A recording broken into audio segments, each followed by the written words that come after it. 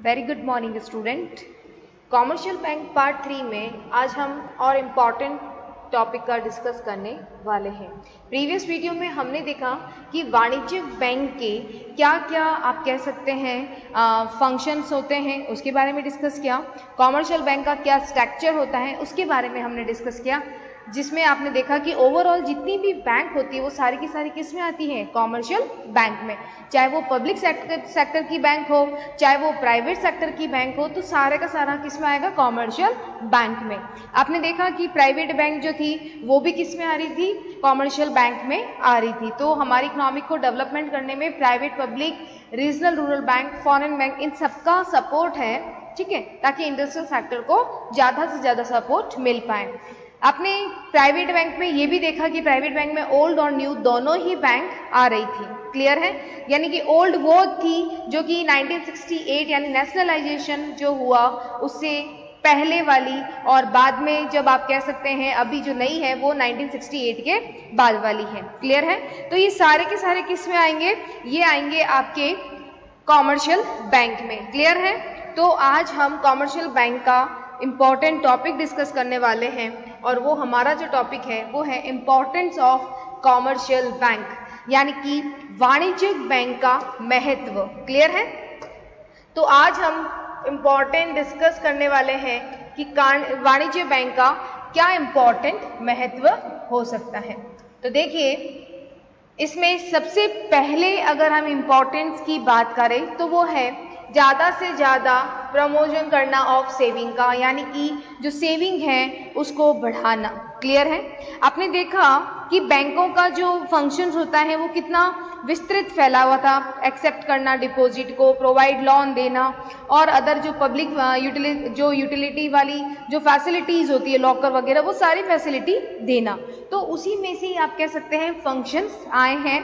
तो सबसे पहला फंक्शन है बचतों को प्रोत्साहित करना, जो बचत होती है, जो सेविंग्स होती हैं, उसको ज़्यादा से ज़्यादा बढ़ाना। आप जानते हैं कि हम लोग अपना अकाउंट सेंट्रल बैंक में ओपन नहीं कर सकते, लेकिन कॉमर्शियल बैंक में हम अपना अकाउंट ओपन कर सकते हैं, और ये बैंक छोटी छोटी जितनी स्मॉल सेविंग्स होती हैं उनको अट्रैक्ट करती हैं इंटरेस्ट से, ब्याज देकर, ठीक है, इंसेंटिव देकर।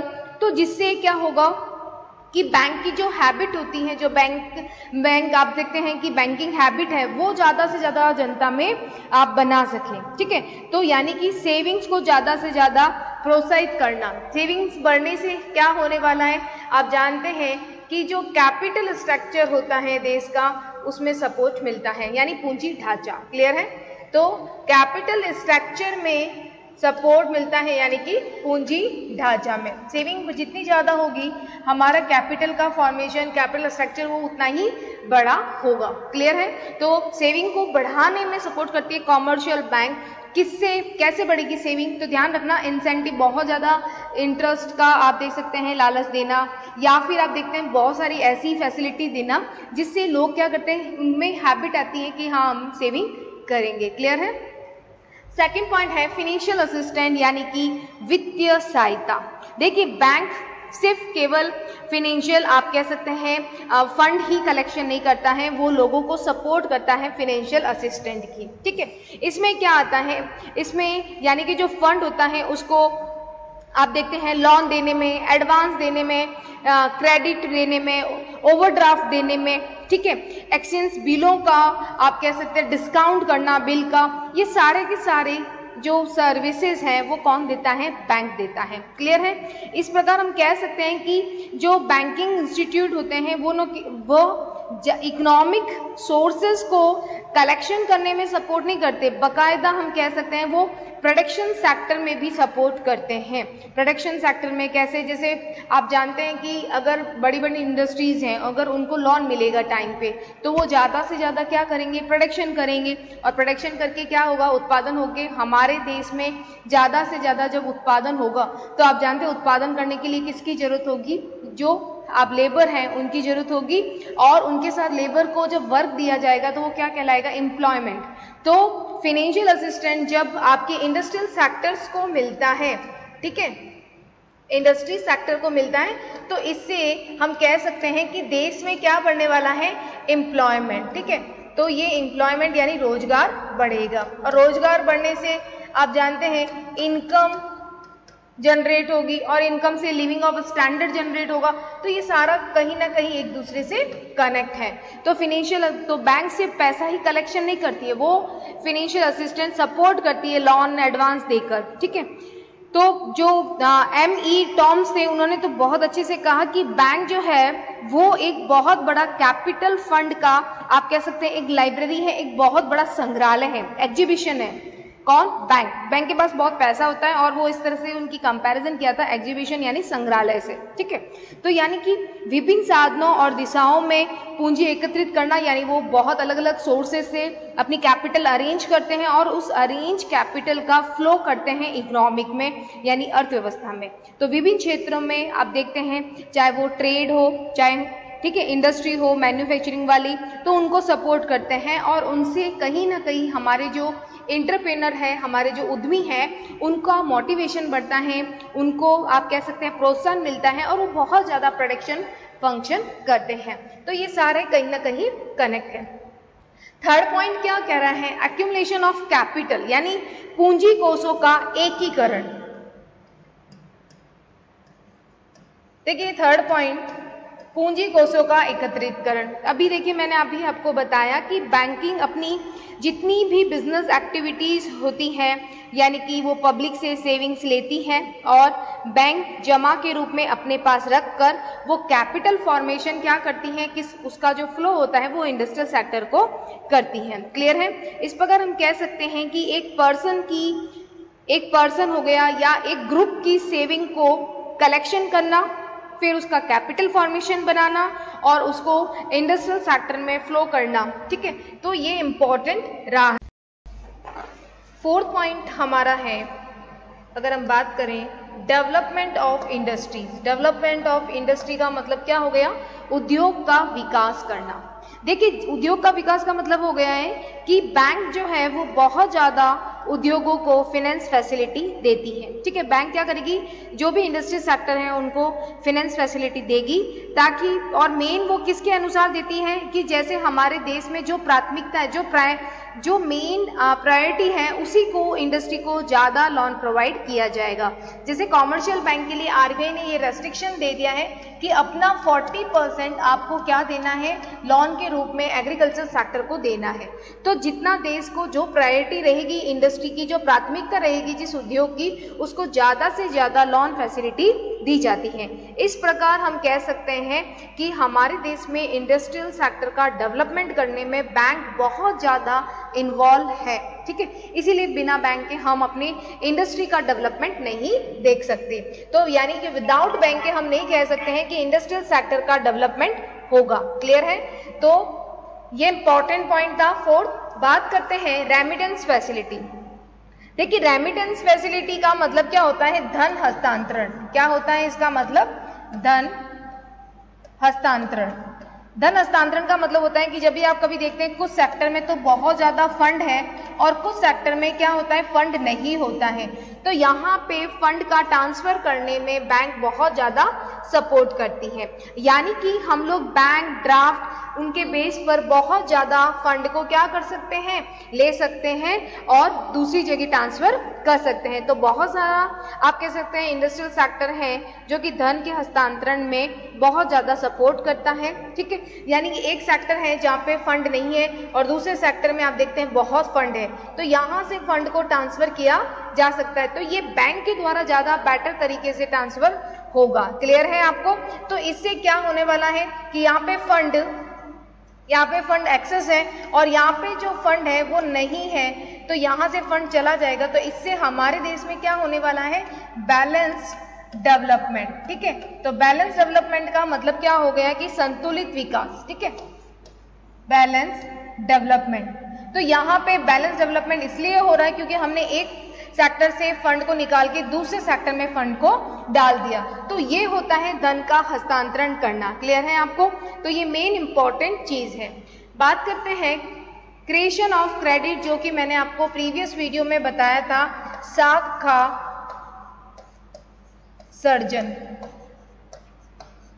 साख का सर्जन का मतलब क्या होता है उसके बारे में अगर हम बात करें कि क्रेडिट क्रिएशन यानी साख का सर्जन, जिसमें हम क्या करेंगे कि आप देखते हैं कि बैंक के पास में कुछ प्राइमरी डिपॉजिट जाती हैं, यानी कोई व्यक्ति अगर डिपॉजिट कराने जाता है तो उसका कुछ निश्चित अमाउंट निकाल कर बैंक अपने पास में रख लेती है, ठीक है, और उसको बाकी रिमेनिंग जो होता है वो लोन देती है। जैसे मैंने आपको प्रीवियस वीडियो में भी बताया था कि 1000 डिपॉजिट होता है तो 10% उसको CRR के रूप में बैंक अपने पास रख लेती है, यानी कितना होगा 100 ये बैंक अपने पास रखेगी और 900 जो होता है वो लोन देने के लिए काम आता है, ठीक है। अब ये 900 जिन लोगों ने लोन लिया होगा वो अपने घर पे नहीं रखेंगे, इसको कहीं ना कहीं दूसरी बैंक में जाकर अनदर बैंक में ये वहाँ पे जाके जमा करा देंगे।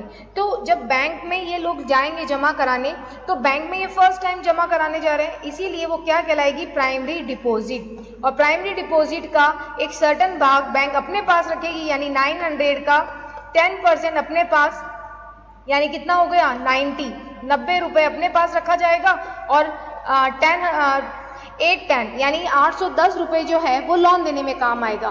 तो इस तरह से आप देखते हैं कि बैंक के पास में जो ये 1000 जमा होता है उसका बैंक 10,000 तक रोटेट कर देती है। तो ये इंपॉर्टेंट है, ये आपको ध्यान रखना है, क्लियर है।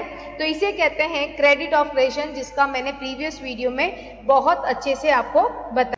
बात करते हैं एक्सपांसन ऑफ बिजनेस एक्टिविटीज। तो ध्यान रखिएगा एक्सपांसन ऑफ बिजनेस एक्टिविटीज में हम कह सकते हैं कि बैंक सिर्फ क्रेडिट क्रिएशन जो है, एक्सपांसन ऑफ बिजनेस एक्टिविटीज का मतलब होता है व्यावसायिक गतिविधियों का विस्तार, व्यावसायिक गतिविधियों का विस्तार। देखिए सिर्फ क्रेडिट जो क्रिएशन होता है उसका मतलब ये नहीं है कि प्राइस में स्टेबिलिटी ही लाए, साथ ही साथ उसका मतलब क्या होता है, यानी साख निर्माण का उद्देश्य कीमत में आप कह सकते हैं प्राइस में स्टेबिलिटी लाना ही नहीं होता है, स्थिरता लाना ही नहीं होता है, साथ साथ उसका क्रेडिट क्रिएशन का मतलब होता है बिजनेस एक्टिविटीज को बढ़ाना, व्यावसायिक गतिविधियों को बढ़ाना। अब कैसे होता है, देखो साख निर्माण जब होता है तो उसमें आप देखते हैं ना कि एक लोन का अमाउंट जो होता है, एक जब कोई व्यक्ति लोन लेके जाता है तो वो लोन किस लिए लेके जाता है, कहीं ना कहीं पेमेंट करने के लिए। तो ये लोन आगे कहीं ना कहीं जाके प्राइमरी डिपॉजिट बन जाती है, ठीक है, फिर इस प्राइमरी डिपॉजिट का फिर ये लोन बनता है। तो ये जो प्रोसेस होता है जिसे हम क्रेडिट क्रिएशन कहते हैं, तो आपने देखा कि एक लोन जाके दूसरे लोन को क्रिएट करता है, तो इससे बिजनेस एक्टिविटीज बढ़ती है, व्यावसायिक गतिविधियां बढ़ती हैं हमारे देश में, ये आपको ध्यान रखना है। तो व्यावसायिक गतिविधियों को बढ़ाने में भी आप कह सकते हैं कॉमर्शियल बैंक का बहुत ज्यादा सपोर्ट है, यानी कि बिना हम कह सकते हैं कॉमर्शियल बैंक के कोई भी बिजनेस एक्टिविटीज हैं वो इतनी ज्यादा ग्रोथ नहीं करेगी। तो कॉमर्शियल बैंक का हमारे देश में बिजनेस एक्टिविटीज में बहुत ज्यादा इंपॉर्टेंट रोल है, ये आपको ध्यान रखना है।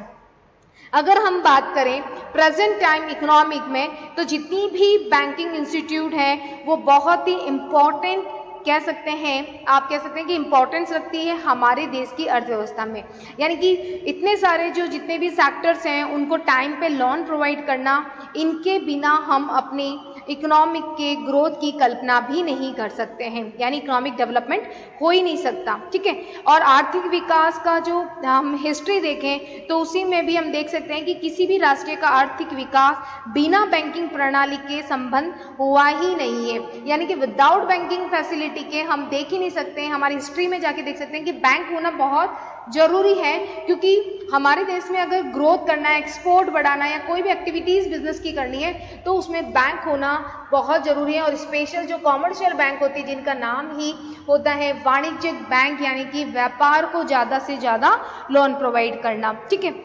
इसमें अगर हम बात करें कि बैंक उस कह सकते हैं उस तरल संपत्ति या उस तरल पूंजी के संरक्षक होते हैं जो हमारे देश में औद्योगिक इंडस्ट्री सेक्टर या आप देख सकते हैं बिजनेस एक्टिविटीज उनको एक ब्लड देने का काम करते हैं, यानी कि आप देखते हैं ना कि लोन टाइम पे मिल जाता है तो बिजनेस जल्दी से स्टार्ट हो जाता है, लेकिन जिस लोन को लेने में बहुत टाइम लगता है तो वो बिजनेस एक्टिविटीज भी टाइम पे कंप्लीट नहीं होती हैं, ठीक है। तो चाहे अगर हम बात करें बड़े बिजनेस की या छोटे बिजनेस की, तो सब में फिनेंस फैसिलिटी चाहिए, और फिनेंस फैसिलिटी ये कॉमर्शियल बैंक जो है वो ज़्यादा से ज़्यादा इंडस्ट्रियल सेक्टर को सपोर्ट करती है। यानी कि समाज का अगर हम बात करें, अगर सोशल लाइफ की, तो समाज का कोई भी हो, चाहे वो वीकर सेक्शन का हो, चाहे वो हायर कैटेगरी का हो, चाहे ठीक है, चाहे उनके पास जॉब हो, चाहे बिजनेस हो, कोई भी हो, उन सब के लिए बैंकिंग इंस्टीट्यूट का बहुत इंपॉर्टेंट है। ठीक है, ऐसा नहीं है कि बिजनेस एक्टिविटीज़ को ये देते हैं। अगर हम अपनी बात करें, हमारी सोसाइटी की बात करें, तो आप देखते हैं कि हर पर्सन को जब भी आप देखते हैं सडनली जब नीड है तो हम एटीएम से पैसे को निकाल सकते हैं। तो ये सारी फैसिलिटी जो बैंक है उसके बिना हम कल्पना नहीं कर सकते हैं। क्लियर है आपको? तो ये था इम्पॉर्टेंस ऑफ कॉमर्शियल बैंक, जो कि आपको लिखना है, और ये आता भी है क्वेश्चंस की what is the meaning of commercial bank and explain the importance of commercial bank, कि जो वाणिज्यिक बैंक है उसका महत्व बताइए। तो बहुत सारे पॉइंट आप लिख सकते हैं। ठीक है, कि ये कमजोर क्षेत्र है चाहे बड़ा क्षेत्र है, सब में आपको बैंक फैसिलिटी चाहिएगी। ठीक है, और आप देखते हैं ना कि आज के टाइम में चेक, ड्राफ्ट, ठीक है, मनी ट्रांसफर करना, ठीक है, ये सारी की सारी फैसिलिटी बैंक के द्वारा ही पूरी हुई है। ठीक है, ऑनलाइन फैसिलिटी देना, तो ये सारा बैंक की वजह से ही हमारी सोसाइटी को ये सारी चीज़ें सर्विसेज मिली हैं। अब हम बात करते हैं बैंकिंग संस्थाओं की प्रकृति यानी नेचर ऑफ बैंकिंग इंस्टीट्यूशन। देखिए, अगर हम बात करें बैंकिंग संस्थाओं की नेचर की, तो फर्स्ट इसमें क्या दे रखा है, पीरियड ऑफ डिपॉजिट यानी जमाओं की अवधि, जमाओं की अवधि। देखिए, इसमें क्या होता है कि व्यापारिक बैंक द्वारा अल्प अवधि की जमाएं स्वीकार की जाती हैं। कौन सी स्वीकार की जाएगी? जो शॉर्ट टाइम पीरियड की होती है डिपॉजिट, वो एक्सेप्ट की जाती है। ठीक है, व्यापारिक बैंक कौन सी हो गई? जो कॉमर्शियल बैंक होती है। कॉमर्शियल बैंक क्या करती है? मोस्टली आपको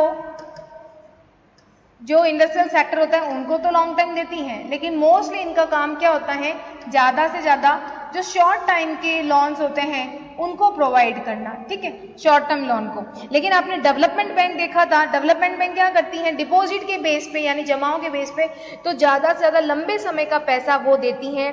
चाहे मैं इन्वेस्टमेंट बैंक का बात करूँ या डेवलपमेंट बैंक का, तो ये देती हैं। ठीक है, उसी तरह से एग्रीकल्चर और इंडस्ट्रियल सेक्टर को जो दीर्घकाल आवश्यकता होती है उसकी सहायता भी करती है कॉमर्शियल बैंक।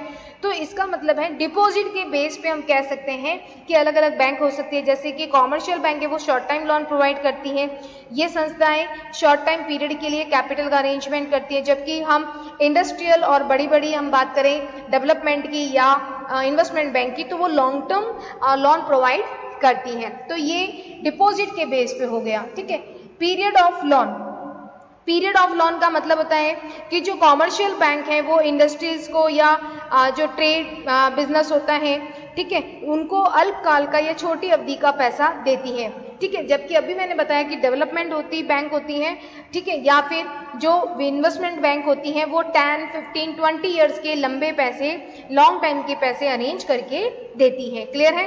तो ये टाइम पीरियड के बेस पे भी कह सकते हैं कि बैंक होती हैं। ठीक है, अब बात करते हैं ऑब्जेक्टिव ऑफ लोन। देखिए, कुछ बैंक होती हैं वो ऑब्जेक्टिव बेस पे लोन देती हैं। ऑब्जेक्टिव बेस का मतलब क्या हो गया कि देखिए, अगर हम बात करें थर्ड क्या कह रहा है, ऑब्जेक्टिव्स ऑफ लोन। देखिए, ऑब्जेक्टिव ऑफ लोन का मतलब क्या हो गया कि बैंक के द्वारा जो भी लोन प्रोवाइड किए जाते हैं उनके ऑब्जेक्टिव अलग अलग होते हैं। जैसे कॉमर्शियल बैंक वर्किंग कैपिटल का अरेंजमेंट करने में ज़्यादा सपोर्ट करती है।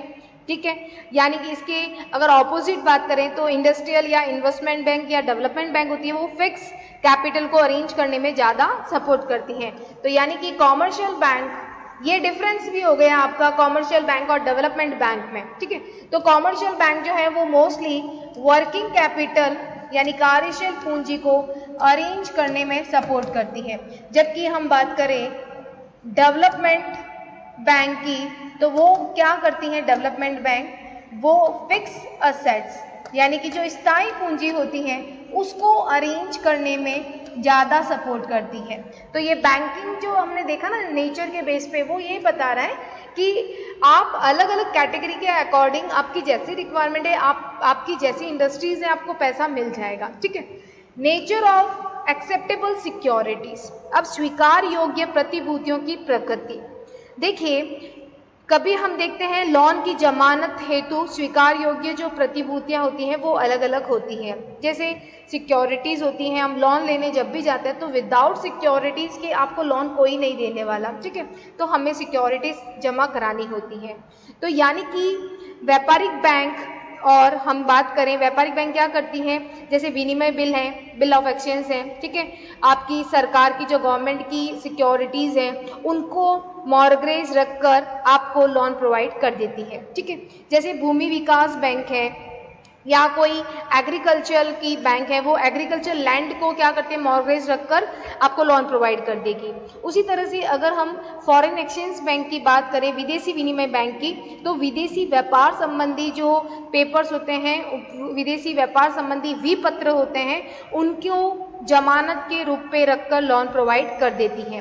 उसी तरह से जो इंडस्ट्रियल बैंक है, ये ठीक है, ये बड़ी बड़ी हैं, तो ये स्थायी संपत्ति को यानी जो फिक्स असेट्स होती हैं उनको सिक्योरिटी के रूप में क्या करती हैं, लोन प्रोवाइड कर देती है। तो देखो अगर हम बात करें कॉमर्शियल बैंक की, तो मैंने आपको बताया अभी कि कॉमर्शियल बैंक जो है वो बिल ऑफ एक्सचेंज आप कह सकते हैं, ठीक है, उसके बेस पे क्या करेगी, लोन प्रोवाइड कर सकती है, ठीक है। गवर्नमेंट सिक्योरिटी और क्या हो सकती है, सरकारी प्रतिभूतियां। गवर्नमेंट सिक्योरिटी का मतलब क्या हो गया, सरकारी प्रतिभूतियां। सरकारी प्रतिभूतियों को हम गिल्ड एडेड सिक्योरिटीज भी कहते हैं, गिल्ड एडेड सिक्योरिटीज भी कहते हैं, क्योंकि इसमें जोखिम कम होती है। गिल्ड एडेड सिक्योरिटीज इसलिए कहा जाता है क्योंकि इसमें से जोखिम कम होती है, रिस्क कम होती है, क्योंकि सरकार की प्रतिभूतियां होती हैं, ठीक है। उसी तरह से अगर हम बात करें जो लैंड, आप कह सकते हैं ना कि लैंड डेवलपमेंट बैंक, भूमि विकास बैंक, लैंड नाम से ही पता चल रहा है, लैंड डेवलपमेंट बैंक, तो ये किसके बेस पे देगी, ये आपको जो एग्रीकल्चर लैंड के पेपर होते हैं, एग्रीकल्चर के जो पेपर होते हैं, जो रजिस्ट्रीज होती हैं, उनके बेस पे ये लोन प्रोवाइड कर देती है भूमि विकास बैंक। वाणिज्यिक bank bill of exchange government securities के बेस पे, लैंड डेवलपमेंट बैंक जो है वो इसके बेस पे दे देगी। साथ ही अगर हम बात करें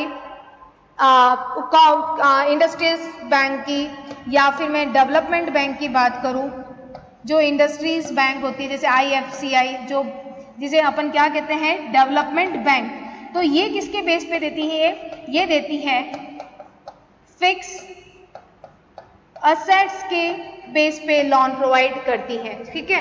तो ये सारा इंपॉर्टेंट क्या है,